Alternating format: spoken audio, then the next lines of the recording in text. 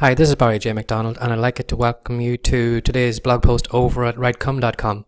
And today we're going to look at 8 prompts for creating your next fictional character.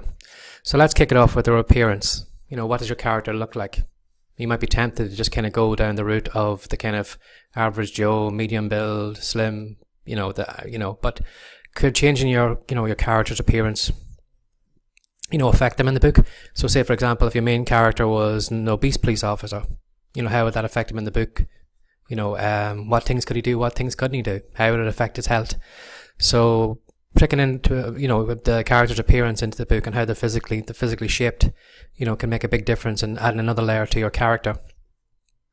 Another one to look at then is jargon. As I say here in the thing and the image here, like a surfer and a doctor can talk differently.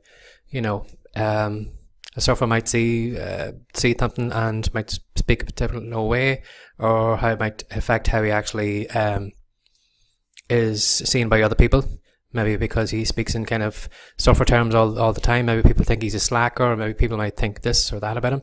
If your doctor speaks a particular way, is people put off by her use of words? That she speak differently around normal people that kind of make people kind of stop and maybe feel intimidated, standing beside her.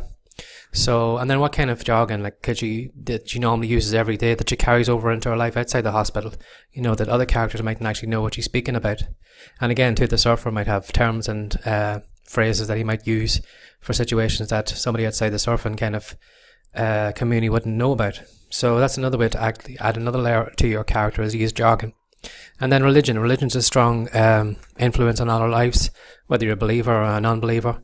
How does your character feel about religion?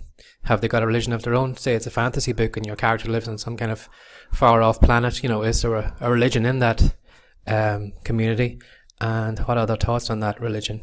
Do they fight against it? Are they a fighter for it? How does it, is there like commandments that they must follow and kind of rules and regulations that kind of control actually how they live their lives? So, and then maybe they're just totally against religion because it does all those things to them. Somebody who might have a strong religious belief maybe might always want to do the right thing. So a police officer maybe when faced maybe with a killer, rather than shooting him on the spot because it's against his belief, he knows that it's not right to kill and can't take his life. And because of that, he takes him to prison. Whereas a serial killer maybe has no belief in kind of afterlife or God or anything else. And because of that, they can just do whatever they want because they don't have anything kind of controlling them or kind of a belief system that's holding them back. So how does a religion actually add another layer to your character? And then another one after religion then is money. How does your character feel about money? Are they poor? Maybe there's a reason for them being poor. And how do they feel about rich people? Maybe they detest rich people because they have money and they don't have it. Or maybe he's seen rich people. Maybe he's a police officer and he stops this politician who's driving along in a limousine and he's living it up and he's flaunting his wealth to get his way around the world, and maybe that rubs him out the wrong way. So how does your character feel about money? Are they like a workaholic who's constantly trying to make a better living for themselves? Or, how's it affecting their family? So adding their thoughts about money and their beliefs about money can actually add another layer to your character. And then energy and movement. If you look at Dumbledore in the Harry Potter films, he was always moving around. Even though he was an old man, he was always kind of seen to be hurrying from one place to another. So what did that tell us about him? That he was constantly, he was frantic, he had things to do, he could see maybe he was running out of time and he had a rush from one place to another. And then you've got somebody then maybe like it's Jack Reacher, who's just shuffles, kind of walks into a fight, does what he has to do and walks back out again. So is that kind of slow motion? Is it an air of confidence? Is it an air of not caring? Is it just that they're a slacker? How is quick movements actually, what way does that tell you about the character? Is it frantic or in a hurry to do stuff? So by actually taking in how your character actually moves, in your book, can add another layer to your character. And then another one then is your name. How does your character's name affect them? Do they like it? Do they hate it? How do other people see them for their name?